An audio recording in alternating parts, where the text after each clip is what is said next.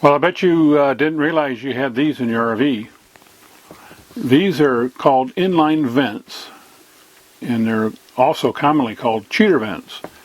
And what they do is they have a spring-loaded valve in here that's a one-way valve that allows air to go in but not out.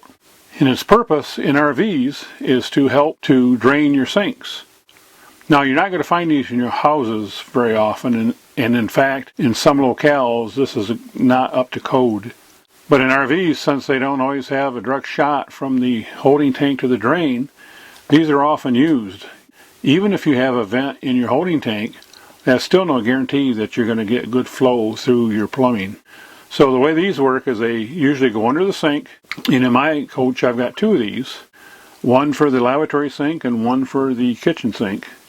And what happens is when you, and I'll show a graphic here in a moment, this will open up to assist your sink when it's draining.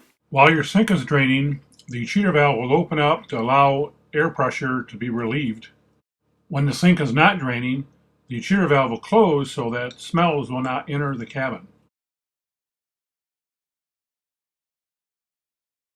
The problem with these things is they're fairly inexpensive and they fail. These are run around $5 or $6. And to tell you the truth, I'd probably put one of these in my spares kit. Now, when I got my coach, I looked at both of my sinks, and they both had cheater vents. Both cheater vents were loose, so they were not tightened down tightly all the way. Well, there's two issues here that you can tell if the thing isn't working. All of a sudden you have hard time in draining your sinks, then this may be stuck closed. And in fact, a lot of people make the complaint that when they're hooked up to a sewer system in their coach, it drains fine, but once they go off-grid, boondocking, so to speak, then the sinks drain real slow. Could be that these are closed. You know, they're just a little piece of rubber with a spring on them. Or what is even worse is if these are open, you could get odors, sewer odors. So if you have odors in your RV, and you've tried everything you can think of to get rid of the odors, check these. These could be the culprit. And right there under the sink in my RV, you can see where I have a cheater valve. And it was loose, both of them, the one in the sink and the one in the lavatory sink.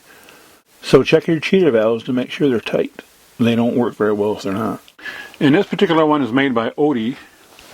And like I say, they're $5, $6. You know, it just comes in a little bag, and it's called an ABS inline vent.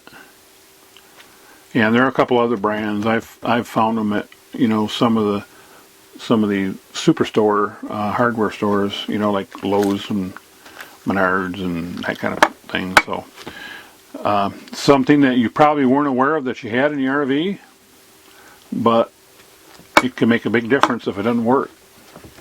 So periodically check these for tightness, and you can put some Teflon tape around here, the plumber's tape, or it also suggests that you can use some petroleum jelly, but do not use plumber's putty because it'll melt this plastic.